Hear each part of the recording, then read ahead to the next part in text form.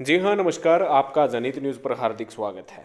राजस्थान का जैसे जैसे चुनाव नज़दीक आ रहा है वैसे वैसे विभिन्न विधानसभा सीटों में जो सियासी समीकरण है वो बदलता हुआ नजर आ रहा है। जो आगे चल रहा था वो पीछे हो रहा है, पीछे वाला आगे हो रहा है। जी हाँ, ऐसे ही 29 सीटों का हम नया सियासी समीकरण आपके सामने लेकर आए हैं। ध्यान से इस वीडियो को शुरू से अंत तक देखिएगा, लेकिन उससे पहले कमेंट करके जरूर बताइएगा कि अब की बार राजस्थान में किसकी बनेगी सरकार, कौन बनेगा मुख्यमंत्री। सबसे पहले हम बात करते हैं अजमेर उत्तर की। यहाँ से महेंद्र सिंह रलावता और वासुदेव देवनानी मैदान में हैं। दोनों में सीधा मुकाबला है। भाजपा का एक पार्षद ज्ञान सारस्वत निर्दलीय मैदान में है।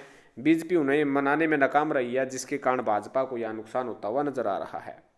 वही अजमेर दक्षिण की बात करें तो यहाँ पर कांग्रेस और बीजेपी के बीच में महामुकाबला है। डॉक्टर द्रौपदी और कोहली और अनीता बघेल के बीच में सीधे मुकाबले वाली सीट है। कांग्रेस यहाँ सबसे बड़े बागी हेमंत भाटी को मनाने में कामयाब रही है, जिसके कारण कांग्रेस यहाँ पर मजबूत होती हुई नजर आ रही है। पुष्कर से नसीम अख्तर व सुरेश रावत कांग्रेस और बीजेपी से जो है प्रत्याशी हैं। कांग्रेस के बागी गोपाल बाहोती अभी भी मैदान में डटे हैं। वहीं बीजेपी के बागी अशोक रावत रालोपा से चुनाव लड़ रहे हैं, जिसका खामियाजा बीजेपी को भुगतना पड़ रहा है। इस प्रकार कांग्रेस कुछ हद तक मजबूत है, लेकिन बीजेपी बगावत के कारण ज़्यादा शिकार होती हुई नजर आ रही है। किशनगढ़ से विकास चौधरी और भागीरथ चौधरी के बीच में महामुकाबला है। यहाँ मौजूदा विधायक सुरेश टांक निर्दलीय लड़ रहे हैं। वे भाजपा और कांग्रेस दोनों को कड़ी चुनौती देते हुए नजर आ रहे हैं।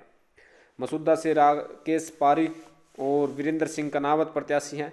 यहाँ पिछले 5 चुनाव से कोई विधायक रिपीट नहीं कर पाया है। क्षेत्र में रावत और मुस्लिम वोट हार जीत का जो है तय करते हैं। कांग्रेस के बागी वाजिद अली अभी भी मैदान में डटे हुए हैं, जिसका नुकसान भी कांग्रेस को हो सकता है।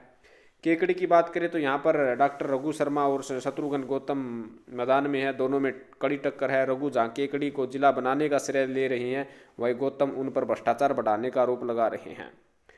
नसीराबाद की बात करें तो शिव प्रकाश गुज्जर और रामस्वरूप लांबा मैदान में है। इस सीट पर कई बार हार जीत 1000 से भी कम मतों से होती आई है।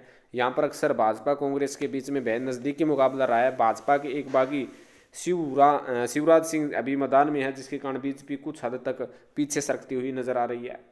ब्यावर से पार्स जैन और शंकर सिंह रावत मैदान में है। 12 सीट लगातार 4 बार से बीजेपी जीत रही है, लेकिन इस बार दोनों ही बागी महेंद्र सिंह रावत और इंदर सिंह बागावरसा नहीं माने हैं, जिसके कारण बीजेपी को नुकसान होता हुआ नजर आ रहा है। वहीं जायल की बात करें तो मंजू मेघवाल और मंजू बागमार के बीच मुकाबला है। दोनों उम्मीदवार एससी हैं। ऐसे में अल्पसंख्यकों को, जाट, ब्राह्मण और वैश्य मतदाताओं को अपनी तरफ करने में जुटे हैं। इन वर्गों का जिसे ज़्यादा समर्थन मिलेगा पड़ा, उसका ही पक्ष ज़्यादा मजबूत होगा। डिडवाना की बात करें तो यहाँ बीजेपी के बागी यूनिस खान निर्दलीय चुनाव लड़ रहे हैं। मुकाबला त्रिकोणीय हो चुका है। चेतन डुड्डी और जितेंद्र सिंह धोवा के बीच में मुकाबला है, लेकिन बीजेपी को नुकसान है क्योंकि यूनुस खान जैसे बड़े कदावर नेता बीजेपी के खिलाफ आ चुके हैं। डेगाना से विजयपाल मिर्दा और अजय सिंह किल्लक के बीच में मुकाबला है। कांग्रेस बीजेपी में कांटे की टक्कर है। यहाँ आरएलपी के लक्ष्मण सिंह मुवाल मुकाबले को त्रिकोणीय बना रहे हैं।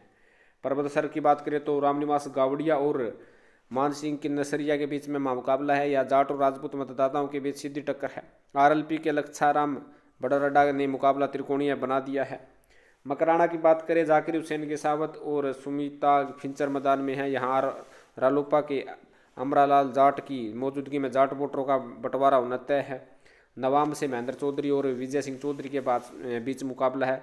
कुचामन को जिला बनाने का श्रेय कांग्रेस ले रही है। 2013 में विजय चौधरी ने महेंद्र चौधरी को हराया था। ऐसे में दोनों के बीच कांटे की टक्कर यहाँ पर होना तय है। खींवसर से यदि हम बात करें तो तेजपाल मिर्दा और रेवतराम डांगा मैदान में है और हनुमान बेनीवाला भी मैदान में है। आरएलपी से कांग्रेस और भाजपा यहाँ पूरा जोर लगा रही है। वहीं निर्दलीय उम्मीदवार के तौर पर दुर्ग सिंह चौहान की मौजूदगी में ये संघर्ष कोणीय होता हुआ नजर आ रहा है। मेड़ता की बात करें तो यहाँ पर शिवरतन वाल्मीकि और लक्ष्मण कल्लरू के बीच में मुकाबला है। यह मौजूदा विधायक इंदिरा बाबरी रालोपा से प्रत्याशी है। तीनों के बीच में कांटे की टक्कर बनी हुई है। फिलहाल मुकाबला त्रिकोणीय है। लाडूनू से मुकेश भाकर और करणी सिंह के बीच में मुकाबला है। बसपा के नियाज खान ने बीजेपी कांग्रेस की सांसें अटका दी है। मुकाबला त्रिकोणीय हो चला है। बिलवाड़ा से ओम नारायणीवाल और विठल शंकर अवस्थी के बीच में मुकाबला है।